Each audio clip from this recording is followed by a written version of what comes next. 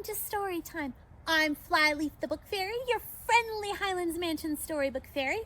We are in a very magical time of year right now, so I've dressed myself up like my cousins the winter elves to read you some stories about the holidays and traditions celebrated in winter.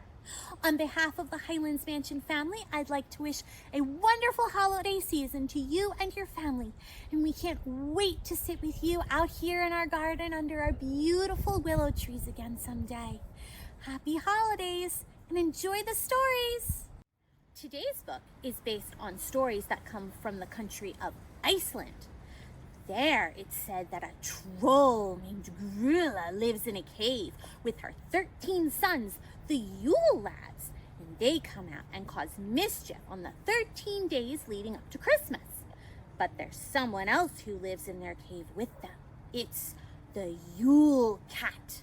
Now, a long time ago, it was said that if you didn't receive one new piece of clothing by Christmas Eve, the Yule Cat would come down from the mountains and eat you. But you don't have to worry about that because, well, you'll see in today's book, The Yule Cat, a Seasonal Makeover by Brian Pilkington. Shall we get started?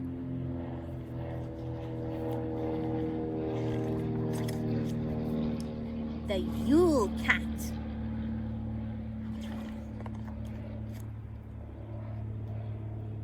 That looks like one uncuddly kitty, doesn't it? Hundreds of years ago, when the Yule Lads were still young boys, a small kitten arrived at the entrance to Grulla's cave. No one knew where he had come from, but they all agreed he was extremely cute, and so they decided not to eat him.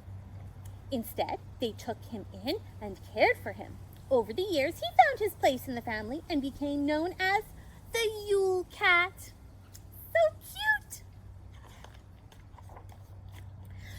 As time passed, the cat has become increasingly lazy and has stopped caring whether he looks seriously scruffy and moth-eaten.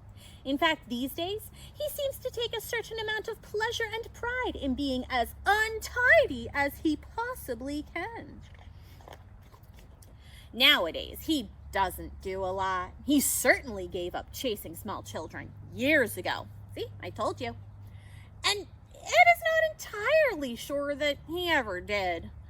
Instead, he spends almost all of his time sleeping or lounging around, generally collecting grime, dust, and fleas. When he was a kitten, the Yule Lads were happy to let him sleep on their beds, but not anymore. Now they put his basket in a dark corner of their cave, well away from where they sleep. In early January each year, when all 13 of the Yule Lads have returned one by one to their mountain home after dashing about filling up children's shoes with little treats, Grulla gets everybody together and sets them the task of tidying up the Yule Cat. She would rather the animal felt, looked, and most importantly, smelt a lot better. In readiness for their own Yuletide seasonal festivities, she makes a list of jobs that need doing and pulls names out of a pot to decide who does what.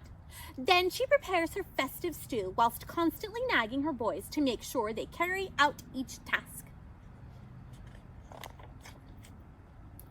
Disclaimer: if you have a pet at home, do not attempt any of the following. Your pet will be unhappy and you will need a Band-Aid. The first two Yule Lads start things off. They brush and vacuum clean the cat to take most of the grit, grime, dust, and old fish bones out of his matted fur, along with vast numbers of fleas that have taken up residence there. In his younger years, the Yule Cat wouldn't have stood for this undignified treatment and would have fought them off. These days, though, he's too old to be bothered.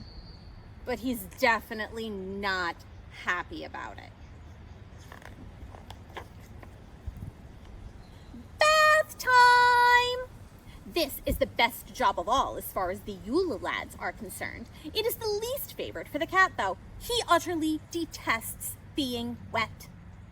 The lucky 2 Yule lads doing this job have to use a really heavy industrial shampoo to get rid of any stubborn remaining fleas, along with a squirt of perfume to help disguise the smell. Drying and combing is then performed very professionally and with a lot of artistic flair.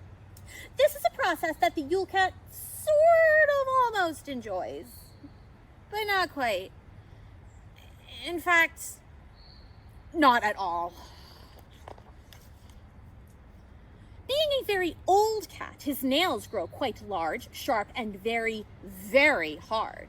The 2 unlucky Yule lads that have been chosen to undertake the dangerous task of cutting and filing them take the precaution of wearing protective clothing to avoid being impaled by the flying fragments as they ricochet off the uneven walls of the echoey cave.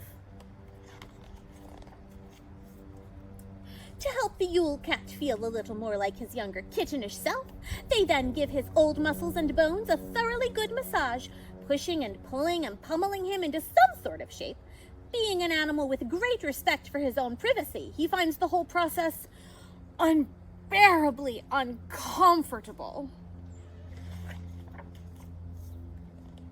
All this is rather exhausting for the poor old Yule Cat, so they leave him alone to relax and recuperate for a while before going on to the next stage of the makeover.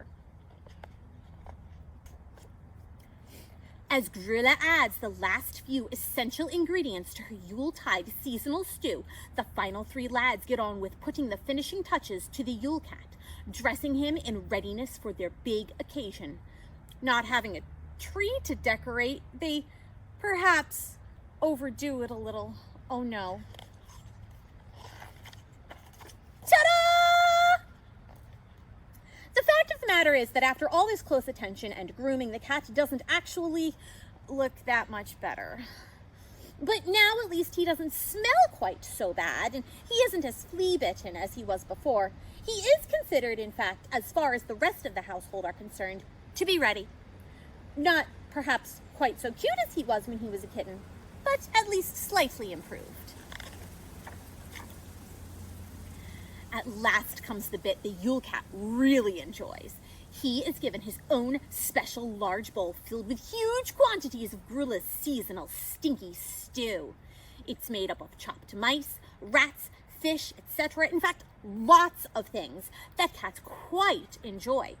Not so much the Yule lads, though. They make sure to place his bowl well away from their own festivities, as he tends to smack his lips and make many other quite disgusting and uncomfortable sounds.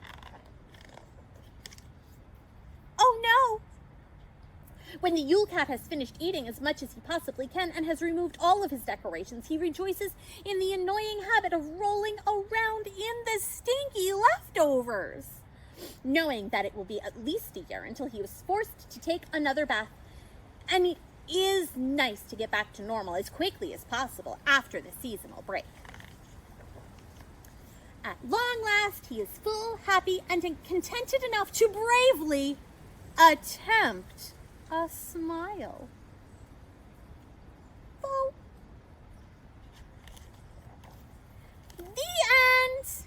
What did you think? I always find it fascinating to learn how people celebrate different holidays in other countries. And I love the story of the Yule Cat, and I hope you did too.